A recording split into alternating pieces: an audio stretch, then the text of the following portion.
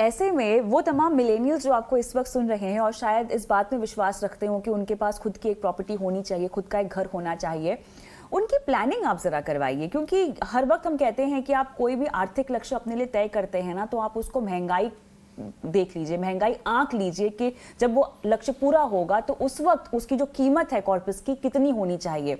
जब आप घर खरीदते हैं तो कैसे इंश्योर करें कि लोन कम से कम आपको लेना पड़े। प्लानिंग तो आपको उसके लिए करनी पड़ेगी और थोड़ी नहीं, बहुत पहले प्लानिंग करनी पड़ेगी, लेकिन रास्ता क्या है, कदम कदम हम कैसे चल सकते हैं? तो सपोज आपने नई नौकरी चालू करी है, तो आप अगर सेविंग्स चालू करते हैं और आप बोलते हैं कि how much can I maximize my savings, तो आप अगर एक सिप चालू करते हैं या फिर डेट म्यूचुअल फंड में इन्वेस्ट करते हैं 3 से 5 साल के लिए, rather than spending that money for a travel और फॉर अ हॉलीडे, तो आप अपनी फाइनेंशियल प्लानिंग डे 1 से ही चालू कर चुके हैं। तो 5 से 10 साल के अंदर depending on your income level and your desire to buy the house, एक आपका अच्छा खासा कॉर्पस हो जाएगा।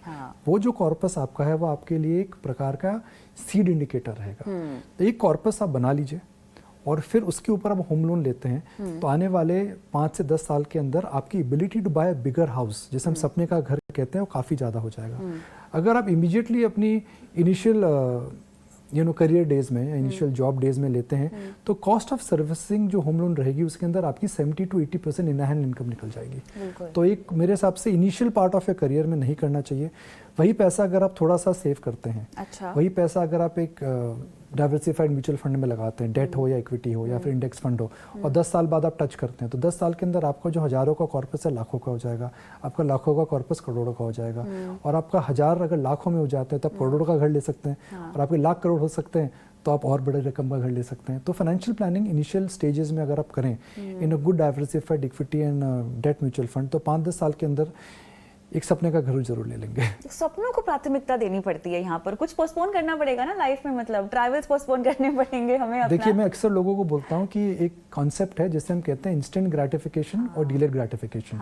तो पिज्जा खाते हैं तो पिज्जा में इंस्टेंट ग्रेटिफिकेशन होता है, अब बिरयानी खाते हैं तो डिलेड ग्रेटिफिकेशन होता है। अब आपको डिसाइड करना है कि आपको किसका स्वाद अच्छा लगता है। अच्छा, आपने बताया किस किस तरह से अपने सपनों की प्लानिंग की थी, और खासतौर से आपका घर खरीदने का सपना। देखिए जी, मैंने म्यूचुअल फंड्स में बहुत जल्दी निवेश करना चालू करा था। अच्छा। और शायद इस मीडिया जॉब में, क्योंकि हम फाइनेंशियल मार्केट्स ट्रैक करते हैं, तो हमें जिन लोगों ने उस समय समझाया था मार्केट पावर ऑफ कंपाउंडिंग समझ में आई थी। तो जब मैंने अपना करियर चालू करा था तो बड़ी हम्बल बिगनिंग्स थी, और उस समय सपना ही था घर लेने का। अच्छा। तो 10, मैं बोलूँगा करीब 15 साल के करियर के बाद मैंने एक सीड इनकम बनाई थी, और सीड इनकम से मैंने एक प्रॉपर्टी इन्वेस्ट करी थी। अच्छा। तो 15 साल तक I had to create a corpus, but that also give me a lot of independence. That give me a lot of independence in terms of when to buy, how to buy. अच्छा। जब decline आया market के अंदर, slump आया, तो जब मेरे पास seed capital बन चुकी थी, तो मैंने कंपल्सिव बायर लेकर के घर नहीं खरीदा। अच्छा। जब मैंने घर लिया तो मुझे मार्केट के डाउनटर्न में घर मिला। हम अंग्रेजी में कहावत बोलते हैं that it is when you are a home buyer, it is important that the pricing power is with you.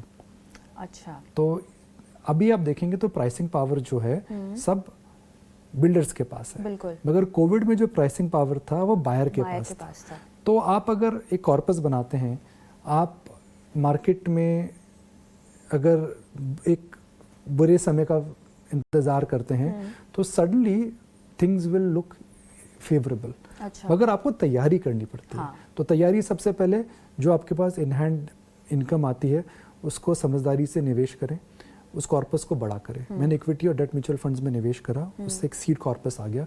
उस सीड कॉर्पस को मैंने संभाल के रखा, और जब मुझे रियल एस्टेट मार्केट में मंदी लगी तो एक अच्छे बिल्डर से जा करके एक अफोर्डेबल, जो मेरी अफोर्डेबल रेंज थी, वहाँ पे जाकर के मैंने निवेश करा। तो एक सिंपल मूल मंत्र है, अगर आपके पास एक बड़ी हम्बल बिगनिंग है, एक बेसिक बिगनिंग है, तो पहले कॉर्पस बनाइए। अगर मैं अपने बिगनिंग ऑफ द करियर के अंदर घर लेता तो उस लोन को सर्विस करने में मुझे बहुत समस्या होती, और जिस प्रकार का मेरा सपनों का घर था सपना ज़रूर पूरा होता, मगर शायद ये जो अभी सपना पूरा है और अच्छा लग रहा है। बिल्कुल, तो मतलब हम कह सकते हैं कि अपनी पहली सैलरी से ही अपने घर के सपने के लिए आप निवेश शुरू कर लें।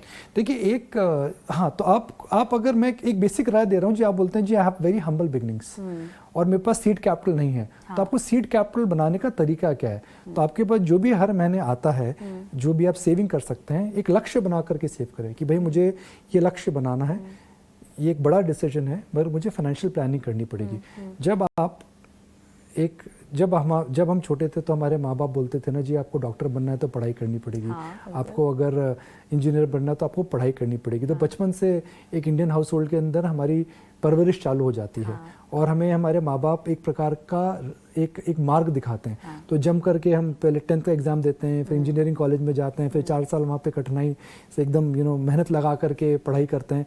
तो मेरे हिसाब से हाउस प्लानिंग भी, अगर आप पे वो कॉर्पस नहीं है तो प्रॉपर तरीके से आप करेंगे तो एक delayed gratification and power of compounding दोनों को आप कंबाइन करेंगे तो मेरा ये मानना है आपके सपने जरूर पूरे होंगे। बिल्कुल। और एक और चीज जो मुझे समझनी है रियल एस्टेट मार्केट को लेकर, देखिए कुछ पॉकेट्स हैं जो कि बहुत जबरदस्त महंगे हो चुके हैं